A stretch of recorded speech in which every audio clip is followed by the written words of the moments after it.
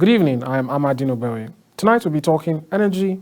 I've been joined by an expert, Mr. Chibueze Ekeh. He is the CEO, C Solar. He's also an energy expert. He joins me now to break down what really is happening in the energy sector when it comes to Nigerians, what Nigerians are expecting, their projections in terms of power supply, in terms of renewable, non-renewable energy, what the state of things are at the moment, and how Nigeria can move with the times and bring in a new revolution and change for the betterment of all of us in the country. We'll take a look at the issues in the energy sector and really break them down, solutions, problems, and the way forward.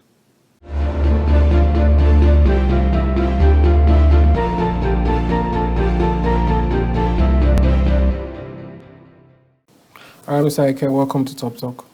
Thank you, Amadine. All right, so let's start with the basics. You're an expert in the field, years of experience, so if you use certain languages, people might not know what's really going on. So let's start with the basics. In the energy sector in the country right now, what are the challenges, the basic challenges you're really facing? When I say energy, I think there's a common thing where energy and power is, interchanged, but I think Nigerians basically know it to mean whether they have power, light or not, so to speak. We know in the country we've been talking about certain megawatts of electricity or power for years now, and we never really see that increase. So what are the challenges? What's really so difficult about doubling or tripling or multiplying these numbers so that we have uninterrupted power supply and other forms of energy? Okay, thank you. I think, Amadine, the challenge we have is one where, over the years as a country, we haven't really invested much domestically. And when I say invested more domestically, I'm talking about, for example, if you look at the balance of trade for Nigeria, we import a lot of the diesel, a lot of the petrol we use, and, because we import them and these are tied to, foreign currency and, how we're able to actually get them as the case may be, we don't have much control on costs. So that drives cost up for customers. People are paying more today for petrol than they are paying before. They're paying more today for diesel. And they are, trying to solve their own power problem because of the lack of grid supply. On the grid supply side now, there has really not been much investment over the years. About 10 years ago, the generation and distribution segments of the value chain for power supply were actually privatized to some extent. However, because of a few issues, there wasn't much investment over the years. So because of the lack of investments, on the one hand, grid supply hasn't really improved like you would expect for us to have more reliable hours of supply. And, Nigerians have spent more recently on alternatives.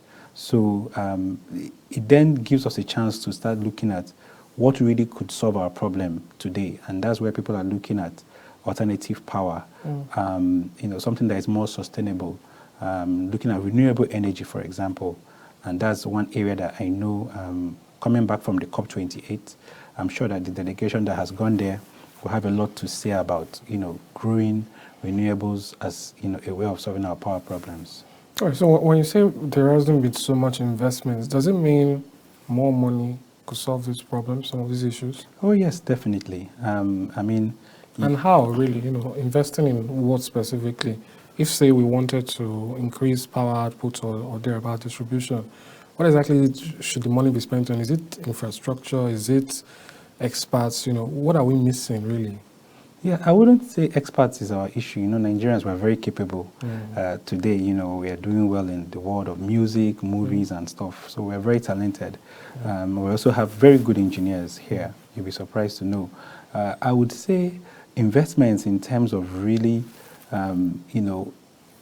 creating those solutions that actually meet the needs of people in different areas. So let's take, for example, Katampe Extension, where we are now. Imagine if Katampe was ring-fenced and there was a dedicated power solution for Katampe. It wouldn't be as cheap as the national grid today because the grid is very big, it's cheaper per person or per house. But at least you will be able to sort of pay a premium and get the value that comes with living in Katampi and getting stable power 24 hours. So such distributed energy solutions are what the world is looking at today. And that's where you have situations like interconnected mini-grids, where you're looking at, on the one hand, augmenting what the grid is doing with renewable energy solutions that are dedicated to clusters and are actually there to meet their power needs. All right, that's fair enough. But what you describe now, is this something being done by private individuals, or how does that work really? Okay, so there are a few case studies. There is one in Wuse Market where a private company is looking at taking all the customers there off grid and giving them dedicated power. There's another. And that's legal, right? That's legal. There's the good thing is in terms of the legal framework and the regulatory framework, there has been development there as well. Speaking to, for example, states now being able to actually have the powers to generate and transmit and distribute, but beyond that, even be able to regulate the market within their states. This is definitely a good time for investors to come into the country. I know that the economy is opening up now, and even local investors too. I think it's also a good time for them to look the way of playing a role in solving the power problem in the country. All right, so speaking about states having the power to generate, when it comes to electricity, power, and so on, what changes does that really translate to in the energy sector on the real ground, in terms, because people see the theory in it, and I'm not sure they quite understand the ramifications. And really, when does it, will I say, kick off? Yeah. Because I know as we speak, we still hear about national grid and all Yeah. of that. So is it a case where we should be looking to the states and seeing if they've started adding it to the budget? At what point can we now say the states have taken full control? Okay, I think what most states have started doing is looking at the legal and regulatory framework around how they take a front and center role in this.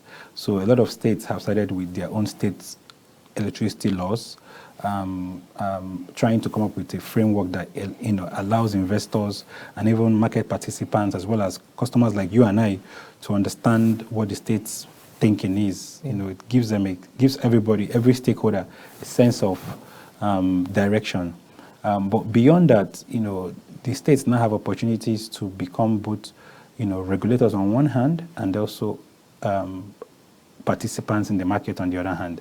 So it can be a bit tricky, right? Because on the one hand, if you're supposed to make the laws that create enabling environment for people to come and invest, and then on the other hand, you're also part of the people who are participating in the market for providing power, which one would you be better able to? Which one have you over time been better able at? Are you better at driving regulations to encourage the business environment? Or are you better at participating in the business environment and competing with the private sector? So I think it's important for states to be clear on which area they want to participate in more, in order to enable their communities and the people that live in those communities to benefit from better power supply. All right. In all of this, before the law came into place, or the amendment of the Constitution, there's something we keep hearing about almost as though every 6 months it surfaces again, and Nigerians are wondering, what is this? Something about a Siemens deal, which was meant to revolutionize the sector, and sort of like this magic wand that fixes things. What can you tell us about that, really? I would say that the Siemens deal, which was a government-to-government deal between the Nigerian government and the German government, was seen as an opportunity to, working with a private company in Germany, sort of bring in power transformers that were needed to debottleneck the value chain. So we always knew that transmission and distribution were kind of the weak point in the value chain. We have enough generation capacity. We're just struggling to get it down to your house and my house and our offices. So that's due to infrastructure or something? Yes, that's basically due to lack of infrastructural investments over the years. So on the one hand, you have different areas where you need power supply, right? And then you have different supply generators. And then you're trying to get the power supply to the customers, but there is sometimes a mismatch in terms of how the investments have flowed to connect those who have capacity to generate with those who have capacity to actually, take the power that is being supplied. So I think that Siemens deal was just an initiative that was thought to, kind of hasten the process of really, debottlenecking, the transmission and distribution segment. But I know that that has not really moved as fast as we're all expecting. So it's possible it could still work out, it's just not following the timeline. Yeah, with government involvement, most times things don't really work as fast as we expect. But hopefully, it should pan out well. All right, fair enough. But so we've spoken about the issues to an extent. As an expert in the field, can you tell us, what are the things that are being done from a solution perspective? Really, you spoke about renewable energy. One might wonder, there's an issue, I believe, or a dynamic we have in Nigeria now where when some Nigerians speak about, let's say, things that are a bit to the average Nigerian futuristic, the question or the response is, what about, you're talking about renewable energy, we don't have light, You're talking about, solar and whatnot, we've not been able to solve this. So I'd like to know, are these things, concurrent, or are they mutually exclusive? Can you not begin to consider renewable energy even though you've not maximized or optimized the non-renewables and so on and so forth? So I'd like to get the thoughts as to what are the solutions being brought and how far are we really in getting where we want to be? Okay, I think, we have, the good thing is as a country, we have started trying some innovative approaches. And I'll give you an example. As a company, CSolar, we have powered, for example, a community where we have powered about 200 homes, impacting the lives of over 2,000 people. And what you see is that this community never had light before. The community is in Cross River State. But today, they have power. They can use the power for productive use. They can actually go to farm, harvest the cassava, be able to use productive use equipment, electric-based productive use equipment to actually process the cassava and then be able to sell it in the market. And the power that they are getting is cheaper than what they will spend on alternatives for petrol or for diesel. It's cheaper? It's cheaper, yes. You mean renewable energy is cheaper? Renewable energy is cheaper, yes, okay, in that regard. And that has really, created that has basically opened up the economy. These people can now have more money. You now have more people that you can actually go and bank, but that allows them to be able to, create a home where their kids can study at night. The environment is healthier. Women don't have to use firewood to cook. And then generally there's more security and there's, a better economy, even in a rural area. So if you bring that to an urban area, right, you realize that, with solar technology, for example, it's quicker to deploy. We've always had issues for these years where we're doing, big projects, they're taking so long, but you and I, we need the power now. So can we change the way we think about, solving our power problems? Can we look at alternatives that the world is talking about today? People are talking about energy transition and they're looking at renewables. So even though we are talking about CNG, I was happy to hear that, the president went to the COP28 and announced that about 100 buses that are going to be electric buses. Yeah. So is that a lot? Yeah, well, it's a drop in the ocean of Nigeria, talking about 774 local governments and 100 buses. But, it's a signal, right, to the market, to investors, to Nigerians that the country is looking that way. And I think that's an opportunity that we need to start looking at generally as a country. So imagine if you have solar-powered electric vehicle charging stations across the country. It will definitely give us an alternative to spending much on petrol for our vehicles. They've also spoken about CNG. It's something that we can also look at. And I think that way, if the cost is reduced, it will make, business operations easier and then, kind of lessen the burden on the livelihood of Nigerians in terms of cost of living. All right. So I remember, I can't remember who exactly, but there was a time there was some debate in the National Assembly, and I remember a senator or House of Rep member got up and said that it was detrimental to Nigeria for there to be suggestions about going green or going electric because the major contributor to our own, our GDP or our revenue or whatever, is oil, every day we're trying to divert from just oil revenue or oil exports and move into other things. So I'd like to know, is there any truth to that, the fact that going greener or going more renewable hurts us as a nation if we have to start lessening use of our most valuable export as at today? Change is one thing it's very hard. I can understand the thinking when people say, well, other countries have been able to industrialize over the years. They've leveraged their oil and gas resources to be able to, industrialize. However, it's also important for us to ask ourselves, what has really held us back to have leveraged our own resources over these years to industrialize? The way the market is moving now globally, in terms of the energy market and the power market as well, it's not going to be driven more about the supply of the resources you have. So like we have vast amounts of oil and gas, let's tap into it.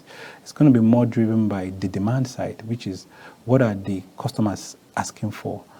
Are people clamoring for us to reduce our dependence on fossil fuel because now they are more aware of the environmental challenges, the social challenges, even the economic challenges, which are kind of biting today already. So in as much as we have resources that we have not tapped over the years, for reasons best known to us, the times have also changed, right? Because there's now a global clamor. You are having cases of droughts. You're having, extreme weather conditions. I mean, you can imagine in February, temperature gets so hot these days. If you go to a place like Port Harcourt, you see soot in the air.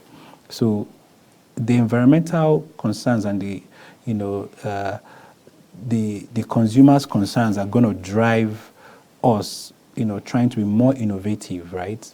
And trying to ensure that beyond just being innovative, we're also having alternative power and energy solutions that are sustainable, because that sustainability is also very key.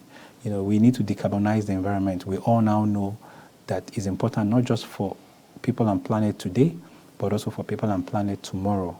So that's really where I think Nigeria will be forced to join the League of Nations to take a leadership role, especially in Africa, to actually lead the energy transition by making big bets on renewable energy. All right, fair enough.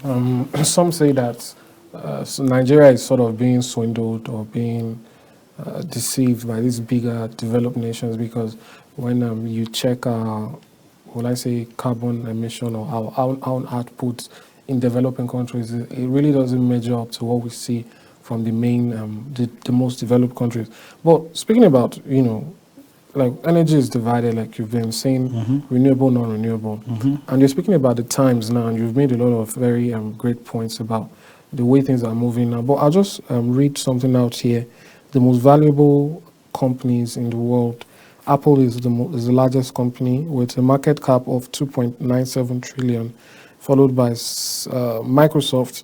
And then this is the interesting one here, Saudi Arabian Oil, which is $2.14 trillion. That's the market value. I recall Saudi Aramco used to be number one, and all of this changes. So it kind of puts to mind that renewable energy still churns out a lot of revenue, a lot of cash, a lot of money, so to speak.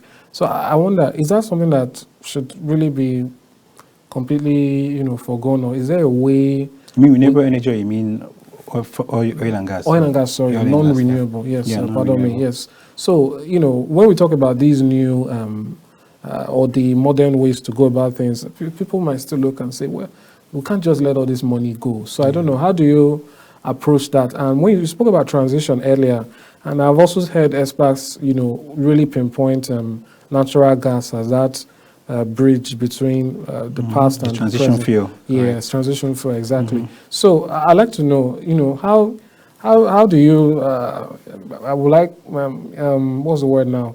How do you put it in mind when you're thinking about these things that, well, this thing, it has environmental issues, it has all this, it's the old school way of doing things and all that, but it's still so very lucrative in 2023 and perhaps in the next couple of years. The richest man in Africa has just invested in a refinery. And then we know when rich men make, these wealthy men make decisions, is because they've projected, possibly he knows that years from now, fossil fuels will still be very important. So how can we really put it in mind when we're thinking about, we'll have to go forward, but there's still a lot of money here? Okay, thank you. I think, like the saying goes, necessity is the mother of invention. I believe that definitely, as at the time that investment was made for the refinery, I think that was, or the decision was about 10 years ago. It's been a long time. It's very long, yeah. We are about 10 years after, and times have changed. We must agree. For us, really, I think the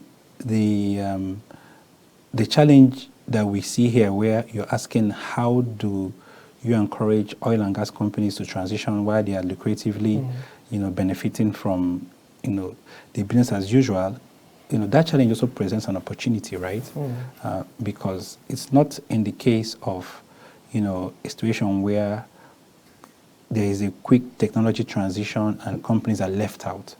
And now, the players in the oil and gas space are aware of what, the market is saying, what the customers are saying, and what everybody is demanding for, which is, can we decarbonize?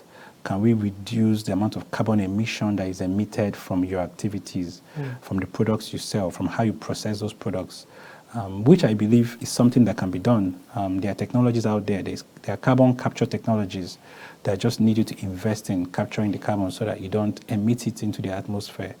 But also, it's also important to understand that you can also mitigate carbon emissions, right? And also adapt carbon emissions. So even the activities of planting trees helps to balance the effects of carbon emissions.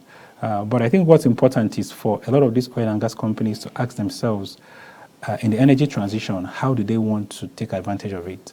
Organically or inorganically, or a mix of both? So are you trying to, for example, organically set up a subsidiary that is focused on renewables and test the waters there? Or are you trying to say, look, there are guys who are already playing in this space, they have done this for years, they are already, doing well in the renewable space. Can we acquire these companies? There's a company in Lagos that has set up a solar panel assembly plant, right? Can we have 5 more in Lagos? Is there an opportunity for 1 in Abuja? We're looking at the value chain for renewables. Can we domesticate some of these activities? Can we domesticate the production of inverters or even lithium-ion batteries? Can we have a facility in Nigeria that produces that? So the challenge is definitely present opportunities. And I think that's one thing that we've learned from a lot of the companies you've mentioned. Over time, companies like Amazon, Apple, they've always played for the long term, and they've always evolved with the market. But one thing you can bet they've always focused on is the customer and what the market is saying. And I think that's one thing I think the players in Nigeria need to look at and say, okay, if the body language from the COP, which the president attended with a large delegation, is speaking about energy transition, is speaking about decarbonization, what does that mean to our organization? Already you have the Nigerian Climate Change Act, which suggests that organizations that have 50 people, at least 50 people in the organization, should have somebody who is responsible for sustainability, like a chief sustainability officer. So organizations that are big enough, or even oil and gas companies, need to ask themselves, what does sustainability mean for us in the future? How are we future-proofing our business? How can we be here in the next 10 years? If for a reason the transition happens quicker than we expected, can we still be in business in the next 10, 20 years? And these are tough questions, but when you think through the answers for these questions, you definitely unlock value and opportunities. Yeah, that's fair enough, really. Well, now that you're here, I don't know if you can help us really break down what renewable energy entails. There are some misconceptions, perhaps some are true. I'll take an instance. We see the street lights, some street lights. We notice that they have these solar panels, almost as though they are running. I really don't know. Perhaps you can do more, but it's almost as though they are running on solar energy purely. But then sometimes you notice after a while, maybe a year or two, they don't work anymore, and they're just there. And there's an idea with renewable energy that it's forever, kind of. It will never end. It's the sun, it's water, it's this and that. So I'd like to know really, in terms of efficiency, because what we hear sometimes is when you want to pay for some of these things, people say, it might be a little costly at the beginning, but it pays for itself in the long run, something like that. We hear that a lot. Yeah. So I'd like to know, really, what's the lifespan when it comes to renewable energy, particularly solar and other such things? Because people have this misconceptions or conceptions everywhere Yeah. about these things. So if you can break it down for us, what it really entails and the real benefits. Okay, I think renewable energy technology, just like most others, I mean, come in different forms, shapes, sizes, applications. You've mentioned street lights.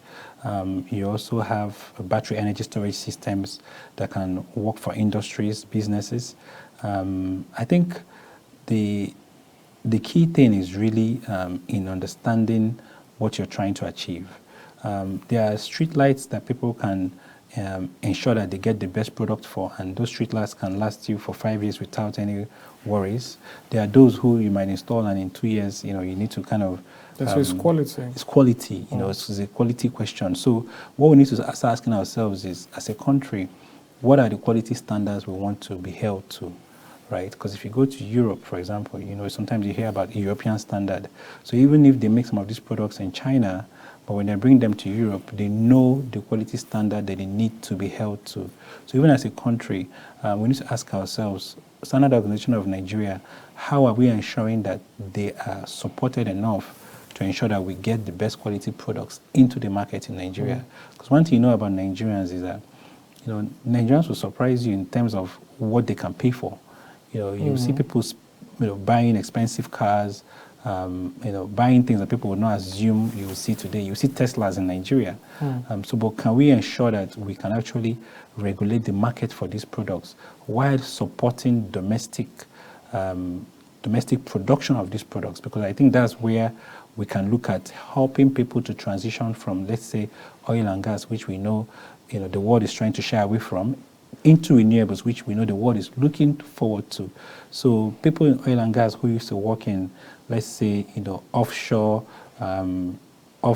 drilling rigs, for example, can we retool and retrain them to work on projects that are related to offshore wind, which is another renewable energy form. So we really need to look inwards to ask ourselves that we know that we are talented people. We know that if we are given opportunities, we can definitely leverage them. And we just ask ourselves, what do we need to support, businesses and Nigerians to be able to understand the energy transition, understand renewable energy, understand the benefit of decarbonization, understand even opportunities for carbon credits, right? Which we hear about, which means, if you're able to, for example, install renewable energy, and you're able to have it over time, and it has displaced the need for us to have used fossil fuel, there is a sort of credit you can earn because you have made that investment. I think the more awareness is created, the more Nigerians understand what the energy transition means to the average Nigerian or to the average businessman. I am pretty sure that Nigerians will be interested, particularly now that the cost of self-powering your own home or your own business has gone up relatively more than we were thinking about 2 years ago. So definitely this is a good time for us to have alternatives that are cheaper and also more sustainable. Well, fair enough. When you speak about powering our own homes, there was an argument, I believe, the other day about Nigerians not being communal enough in terms of projects, that sometimes a community can, just actually pool resources. That if you were to take into calculation what each person is spending individually, Yes. if they had pooled resources, they could have something very sustainable, and it's an interesting idea. So I'd just like us to maybe start rounding up with your sort of advice to the government. You mentioned before that talking about the power holdings, which became different bodies as a result of privatization to an extent, like you said. Yeah. So I'd like to know what really are the benefits and what should the government be looking at there in terms of private sector involvement, because we see that somehow when things are, maybe should I say purely for profits, people find a way to make things work when it's government. So what is the government missing here in terms of more involvement of private sector? Okay, so I think government has a lot of roles to play to support the private sector. And I think, going forward now, to really have the impact we're looking at where, more Nigerians, whether you're living in urban areas or rural areas, can testify to, one, access to power supply as well as reliable power supply. There needs to be, in your words as well, a situation where government supports communities, whether it's markets, leaderships, like a market cluster or a rural cluster or even an estate, to support them to be able to have a handshake with the distribution companies who have different franchises across the country, such that those distribution companies can feel comfortable to sort of work with them on a franchise basis, right? To say, okay, if you're a developer, come and take this area and help us improve power supply. But let it be a win-win-win.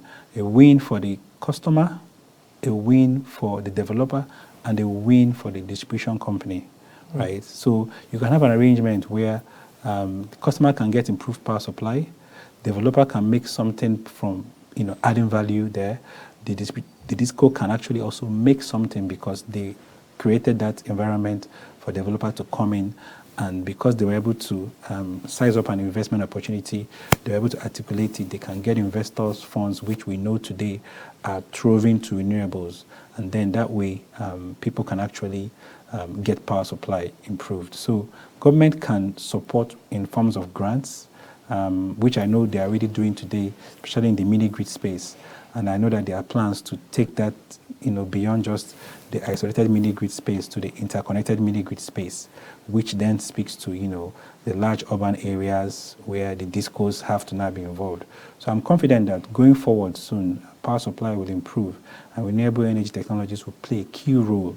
But government support definitely is very important. Thank you so much, Mr. Ekeh. It's been a pleasure. And, Thank you, Madam. The way you've broken it down is really enlightening. Thank you for coming. Thank you. Thank you very much. Thank you.